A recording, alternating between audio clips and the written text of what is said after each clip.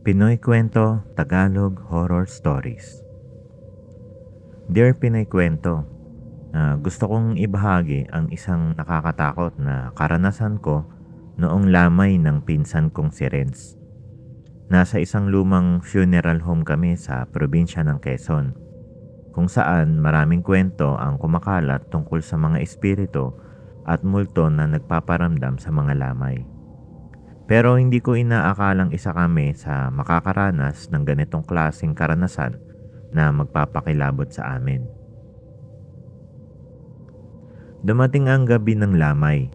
Sa umpisa'y puno ito ng mga kamag-anak, kapitbahay at malalapit na kaibigan. Pero habang lumalalim ang gabi, unti-unting nang nagpaalam ang mga tao. Pagdating ng 12:00 ng gabi, halos kami na lang ng mga pinakamalalapit na pamilya ang natira sa funeral home. Tahimik ang paligid maliban sa mga huni ng kuliglig at mahihinang bulungan mula sa mga bantay. Ang funeral home ay simple lang. May 2 kwarto, isang maliit na kusina at malaking sala kung saan nakapwesto ang kabaong ni Renz. Ang mga ilaw ay nanggagaling sa mga kandilang nakapalibot sa kabaong. Sa gitna ng katahimikan, biglang nag-brown out. Nagulat kami dahil hindi naman karaniwan ang pagkawala ng kuryente sa lugar namin. Agad na may nagsindi ng dagdag na kandila upang maliwanagan ang paligid. Ang mga anino mula sa mga kandila ay sumasayaw sa dingding, nagdagdag ng nakakakilabot ng aura sa lamay. Habang tahimik kaming nagkwekwentuhan, napansin ko ang pagbukas ng malaking pinto ng funeral home. May pumasok na matandang babae na nakasuot ng itim na belo. Ang kanyang paglalakad ay mabagal. May bigat sa bawat hakbang niya. Hindi namin napansin kung saan siya nanggaling o kung sino siya. Lumapit siya sa kabaong ni Renz na parang matagal na niyang kakilala ang nakahimlay doon. Nakapagtataka dahil wala naman kaming natatandaang matandang kamag-anak na dumalo noong mga unang araw ng lamay. Tahimik ang lahat habang pinagmamasdan siya. Nang yumuko siya sa labi ni Renz, parang bubulungan niya ito. Hindi namin narinig kung ano ang sinasabi niya, pero ramdam ko ang bigat ng hangin sa paligid. Nagtayuan ang mga balahibo ko. Biglang nag-alab ang isang kandila malapit sa kabaong. Ang apoy nito ay mas mataas kaysa sa normal. Nagulat ang lahat. Ang ilan sa mga kamag-anak ko ay napaatras sa takot. Sinubukan kong lapitan ang matandang babae para tanungin kung sino siya. Pero sa hindi maipaliwanag na dahilan, bigla siyang naglaho o biglang nawala. Parang usok na tinangay ng hangin. Kinabukasan, hindi pa rin mawala ang kaba sa dibdib ko. Kinausap ko ang ilang kapitbahay na dumalaw din sa lamay. Tinanong ko kung may nakakakilala sa matandang nakita namin kagabi. Anong matanda? Tanong ng isa. Wala naman kaming nakitang ganon kagabi. Kinilabutan ako sa sinabi niya. Alam kong hindi ko iyon iniimbento dahil lahat kami ay nakakita sa matandang iyon. Napaisip akong baka isa siyang kaluluwang naligaw. Makalipas ang ilang oras, dumating si Mang Tano, isa sa mga matagal ng residente ng lugar. Nang ikinuwento ko ang nangyari, biglang nanlaki ang kanyang mga mata. Yung matandang babaeng nakita niyo ba? Nakaitim na belo? Tanong niya. Tumango ako. Abay, patay na iyon, sabi niya. Si Aling Pilar yun, kapitbahay ni Renz noon. 3 linggo pa lang mula nang ilibing siya. Nakita ko ang kabaong niya sa sementeryo. Hindi ko alam kung anong nais iparating ni Aling Pilar sa lamay ni Renz. Pero isang bagay ang malinaw. May mga kaluluwang hindi matatahimik kahit nasa kabilang buhay na sila. Hanggang ngayon, tuwing naaalala ko ang gabing iyon, bumabalik sa akin ang imahe ng matandang babae na nakaitim na belo. Paano siya nakapasok sa funeral home at bakit siya nagpakita sa lamay ng pinsan ko? Naniniwala akong hindi lahat ng bisita sa lamay ay mula sa mundong ito. Kaya kung sakaling makaranas ka ng kakaiba sa isang lamay, tandaan mong baka isa na iyong bisita mula sa kabilang buhay. Maraming salamat po sa inyong pakikinig. Ikalawang kwento. Hi, Pinoy Kwento. Gusto kong ibahagi ang isang karanasang hindi ko malilimutan. Nangyari ito noong nakaraang linggo sa lamay ng kaibigan kong si Julia. Hanggang ngayon, bumabalik pa rin ang mga ingay na naririnig ko noong gabing iyon. Mga bulong na nagmumula sa loob ng kabaong. Sa bayan namin sa Pampanga, simple lang ang mga funeral home. May maluwag na sala kung saan nakapwesto ang mga kabaong at mga upuan para sa mga nakikiramay. Ang paligid ay tahimik na tahimik dahil konti lang ang mga bisitang dumalo ng gabing iyon. Kasama ko ang dalawa kong kaibigan, si Patricia at si Joel. Nakaupo kami sa harap ng kabaong ni Julia na nakaputing damit at mukhang payapang-payapa. Pero kahit ganoon katahimik ang paligid, may mabigat na presence na bumabalot sa paligid ng lamay. Makalipas ang ilang oras ng pag-uusap, unti-unting nananahimik ang mga bisita, hanggang kami na lang ang mga natira sa gilid ng kabaong. Habang nakaupo kami, napansin kong parang may kakaiba sa paligid.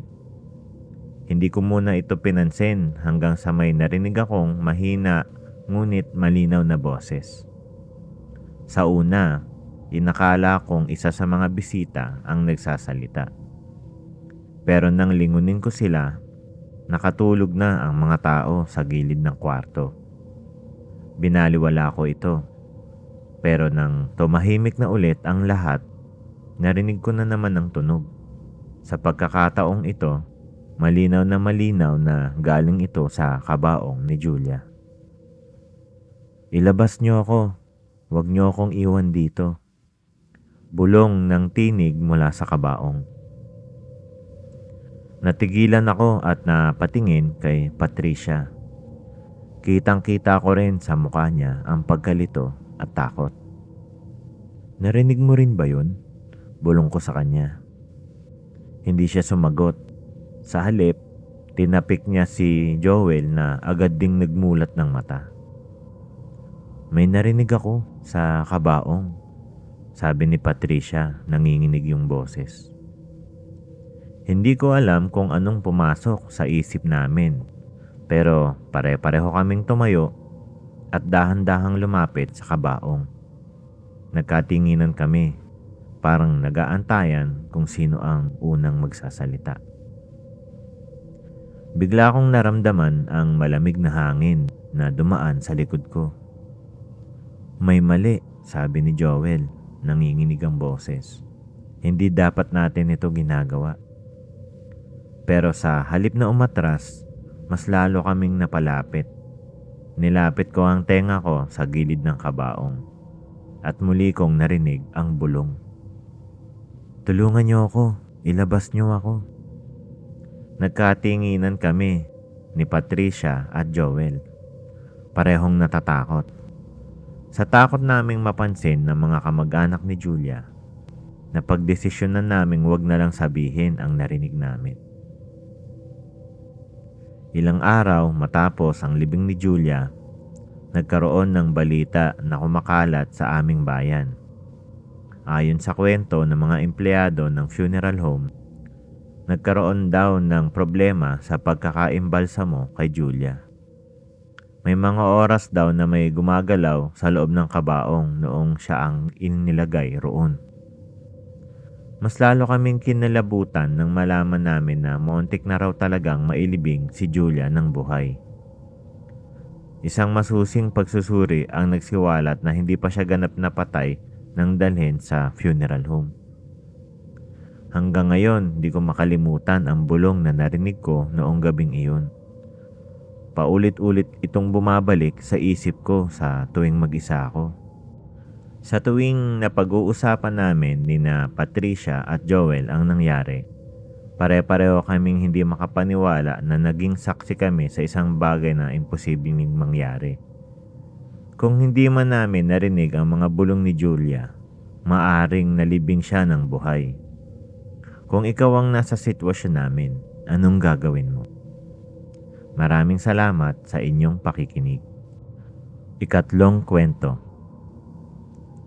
Dear Pinoy Kwento, gusto kong ibahagi ang kakaibang nangyari noong lamay ng tita ko na si Tita Lydia. Nangyari ito sa probinsya namin sa Laguna. Hanggang ngayon, di ko pa rin maipaliwanag ang kababalaghan ng gabing iyon. Si Tita Lydia ay isa sa mga pinakamalapit kong tiyahin.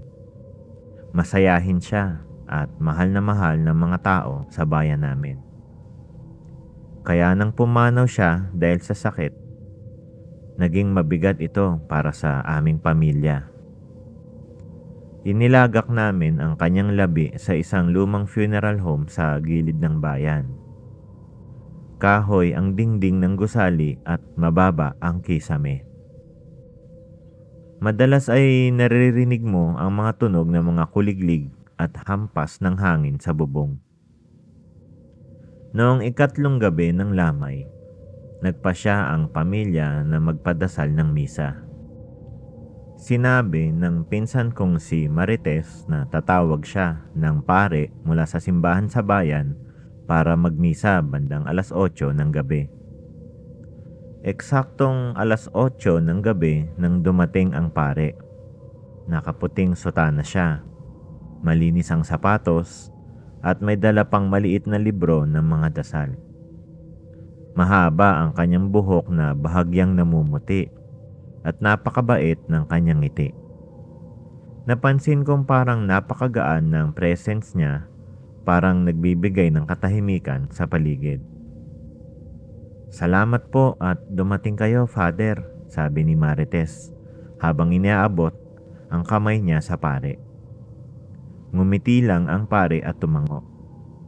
"Ipagdasal natin ang kaluluwa ni Lydia," sabi niya sa mahina ngunit napakalinaw na boses. Nagsimula ang misa. Tahimik na nakinig ang lahat. Ang sermon ng pare ay tungkol sa buhay at kamatayan. Kung paano daw ang kamatayan ay hindi katapusan, kundi isang panibagong simula. Habang nagsasalita siya, ramdam ko ang kakaibang lamig na bumabalot sa paligid. Nang matapos ang misa, binasbasan ng pare ang kabaong ni Tita Lydia. "Sumalangit nawa ang kanyang kaluluwa," sabi ng pare bago lumakad papunta sa pintuan ng funeral home. Sinubukan naming habulin si Father para pasalamatan.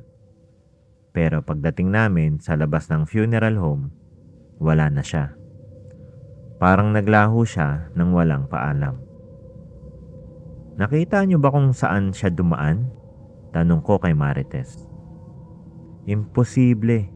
Dapat dadaan siya sa gate," sabi ni Marites habang nagtataka rin.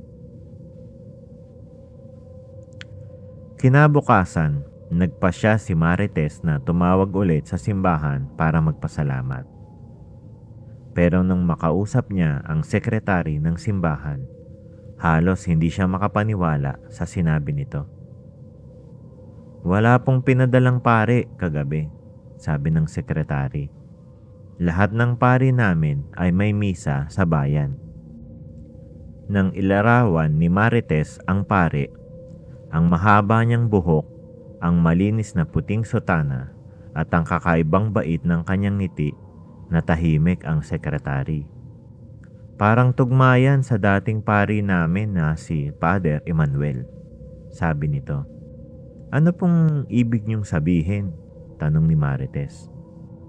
Si Father Emmanuel ay pumanaw na 2 taon na ang nakalipas. Nasawi siya sa isang aksidente malapit sa funeral home na pinagdala niyo ng lamay. Hindi kami makapaniwala.